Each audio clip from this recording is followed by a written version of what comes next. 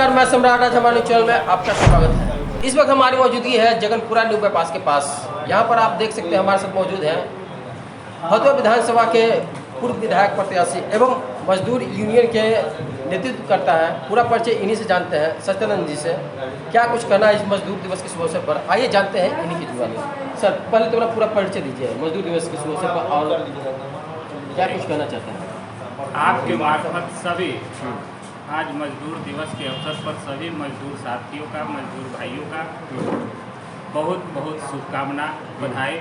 मैं सच्चिदानंद यादव, राष्ट्रीय अध्यक्ष किसान मजदूर दलित मोर्चा, सह पूर्व प्रत्याशी फतवा विधानसभा। आज इस आज़ादी के इतने वर्षों बाद भी हमारा मजदूर जो है ठगा महसूस कर रहा है।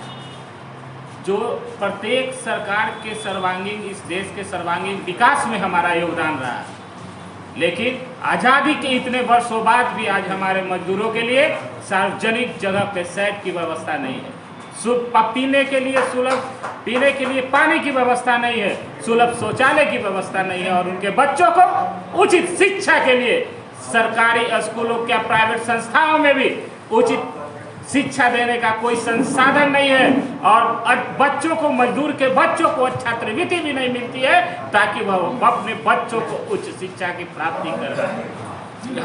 हमारी आज मजदूर दिवस के अवसर पर मैं आपके माध्यम से यह सरकार से भी मांग करता हूं कि मजदूरों के आकस्मिक निधन होने पर कम से कम उन्हें 10 लाख की मुआवजा और बच्चों के उच्च शिक्षा के लिए उनकी व्यवस्था सुनिश्चित करने का कार्य करें। इसके लिए इस क्षेत्र में आप क्या कर रहे हैं? देखिए, इस क्षेत्र में मजदूरों के साथ जो भी समस्याएं उत्पन्न हो रही है, हम लोग मिलकर उसका निराकरण करने का कार्य कर रहे हैं। विगत कुछ दिनों पहले ही हमने गर्दनी बाग में आक्रोश मार्च निकालकर यह गूंगी बहरी सरकार को आगाज दिलाने का कार्य किया कि हमारे मजदूरों के लिए इंदिरा आवास की बढ़ाने की, इंदिरा आवास की व्यवस्था, पीने की अच्छी पानी की व्यवस्था, सार्वजनिक शौचालय एवं जहां भी मजदूर अड्डा है वहां शेड की व्यवस्था करने का कार्य सरकार है जो करे। ऐसा अपना जीवन काल में कुछ समय बताइए जो मजदूर के लिए दो पल बिताए हों, उनका लिए हक की लड़ाई लड़े हों। देखिए, मैं लगातार मजदूरों का हक की लड़ाई ही लड़ता रहता हूँ। कुछ यादगार लम्हे कुछ ऐसे बताइए। हमारे पार्टी के द्वारा जब कोरोना काल था तो हमारे नेता राजेश रंजन उर्फ पप्पू यादव ने लगातार प्रदेश में जो हमारे मजदूर, बिहार के मजदूर जो काम कर रहे थे, उनके लाने के लिए गाड़ी घोड़ा और पैसा तक की व्यवस्था की है। हम लोगों ने कोरोना काल में मजदूरों के लिए जहां शिक्षा, खाने की व्यवस्था नहीं थी, हम लोगों ने पूरे पटना जिला के अस्पतालों में हमने भोजन करवाने का कार्य किया। यहाँ तक कि लॉज में भी जो बच्चों का भोजन करने की व्यवस्था नहीं थी, हम लोगों ने लॉज में भी भोजन की व्यवस्था करने का कार्य किया। आज भी यदि गूगल पे देखा जाए तो आकस्मिक सहायता में मेरा नाम और मेरा नंबर 95 70 99 84 41 आज भी लोगों के लिए नजर में आएगा। यानी कि आपका कांटेक्ट नंबर अभी भी नेट पे? हाँ, अभी भी नेट पे जो है उपलब्ध है। चलिए, ठीक है।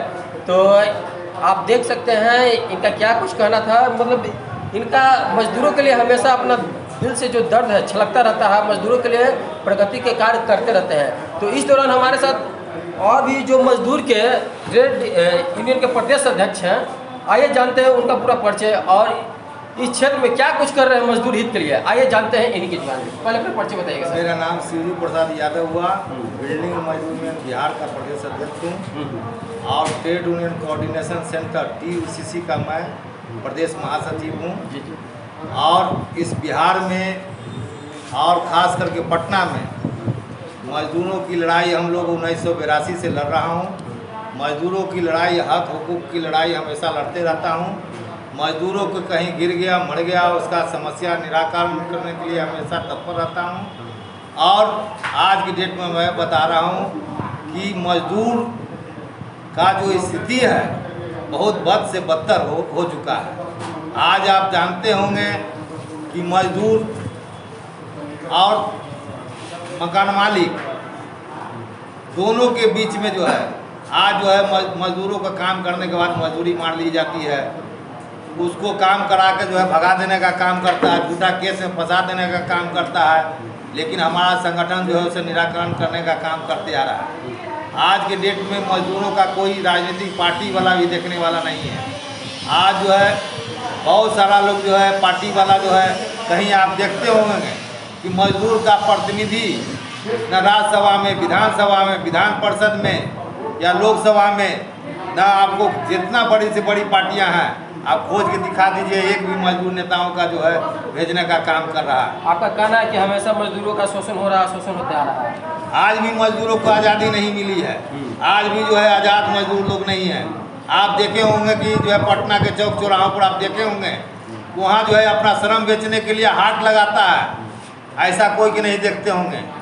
सब्जी के तरह जो सब्जी बेचने का जिस तरह से सब्जी बिकता है उस तरह से चौक चौराहा पर मजदूर जो है अपना श्रम बेचने का काम करता है। और श्रम करने के लिए जो ले जाता है वो कहाँ ले जा रहा है उसको मजदूर को पता नहीं होता है। बहुत सारा घटना घट जाता है, मर भी जाता है, इस तरह से हमेशा होते रहता है। भविष्य में मजदूरों के लिए किस तरह की आप लड़ाई लड़ रहे हैं, उनको सेफ्टी के लिए क्या ध्यान में रख रहे हैं? हम लोग मजदूरों की लड़ाई लड़ रहे हैं। मजदूरों के सेफ्टी के लिए हमें चौक चौराहे पर जो है आज ही मजदूर दिवस पर निर्णय लिए हैं कि हर एक चौक चौराहे पर जाके जागरूक करने का काम करेंगे और सचेत करने का काम करेंगे। सभी लोगों को जो है बिना सेफ्टी बेल्ट और माथे पर हेलमेट और जूते के बिना जो है काम कहीं नहीं करने देना है। अगर कहीं करते आ रहा है, कोई मकान मालिक करते आ रहा है तो सरकारी लेबर इंस्पेक्टर के द्वारा, यूनियन के प्रतिनिधि के द्वारा उसका काम बंद कराने का काम करेंगे। और बिना हेलमेट के जो है काम करने नहीं दिया जाएगा। बिना हेलमेट दिए हुए देने के बाद ही काम करवाया जाएगा। जो तो यानी कि आप इस तरह का एक मुहिम छेड़ेंगे, अगर जहाँ पर मजदूरों को सेफ्टी का ध्यान नहीं रखा जाएगा वहाँ पर अपना आवाज़ बुलंद करेंगे। हाँ, आज मजदूर दिवस के अवसर पर हम लोग निर्णय ले चुके हैं और इस तरह से हम लोग पूरे बिहार में अभियान चलाएंगे, मजदूर लोगों को जागृत करेंगे। अगर जहाँ इस तरह का नहीं देने का काम करता है वो काम को जो भवन निर्माण मालिकों को बंद करने का काम करेंगे, ठेकेदारों को भी सचेत करेंगे। अगर नहीं करता है तो हमारी जो है श्रम विभाग, संसाधन विभाग के तरफ द्वारा जो कानून लागू है उसके तहत उन पर कार्रवाई करने का भी काम करेंगे। तो आपने सुना हमारे साथ मजदूर यूनियन के जो नेतृत्वकर्ता हैं, इनका कहना है कि अगर भविष्य में मजदूरों की सेफ्टी का ध्यान नहीं रखा जाएगा तो उस पर हम उचित कानूनी कार्रवाई करेंगे और मजदूरों के हक की लड़ाई के लिए हमेशा लड़ते रहेंगे। अभी थोड़ा देर पहले आपने सुना सज्जन इनका कहना है कि हम शुरू से ही अपने मजदूर के लिए आवाज़ उठाते रहेंगे। कोरोना काल में भी राजेश रंजन पप्पू यादव के नेतृत्व में हमने मजदूरों के हित की में काम किया। उन्हें भोजन जगह जगह हॉस्पिटल लॉज में पहुँचाया और उन्हें भोजन देने का काम किया। और शिव जी का कहना है कि अगर भविष्य में अगर जहाँ कहीं भवन निर्माण के दौरान मजदूरों का सेफ्टी का ध्यान नहीं रखा जाएगा तो उस दौरान हम वहाँ पर कानूनी कार्रवाई करवाएंगे। अगर भवन निर्माण के द्वारा उनका सेफ्टी हेलमेट, जूता और सेफ्टी बेल्ट नहीं दिया जाएगा तब इस दौरान उन पर कड़ी कानूनी कार्रवाई करने का हम प्रयास करेंगे। हमारे नीचे पर बने रहिएगा, देखते रहेंगे विशेष को। धन्यवाद। यहाँ उपस्थित है, लेकिन इससे भी घबराने की बात नहीं है अध्यक्ष जी। इतने साथी यदि संघर्षशील और सक्रिय हो जाए तो अच्छों का कुचोवर हम लोग निकालने का ताकत और जुनून रखते हैं। कभी कोई घबराने की बात नहीं है, बशर्ते अपने संगठन के लिए, अपने हक और हुकूक की लड़ाई के लिए लड़ने के लिए वो जुनून होना चाहिए। क्योंकि जीत वही सकता है जिसमें जुनून भी जीतने की हो। यदि जीतने की जुनून जिसे नहीं हो वह कभी भी कोई भी चीज नहीं जीत सकता, कभी भी कोई मंजिल प्राप्त नहीं कर सकता। इन्हीं चंद शब्दों के साथ मैं अपनी वाणी को विराम देते हुए इस ध्वनि विस्तारण यंत्र का परित्याग करता हूं। जय हिंद, जय भारत, जय पटवा, जय बिहार।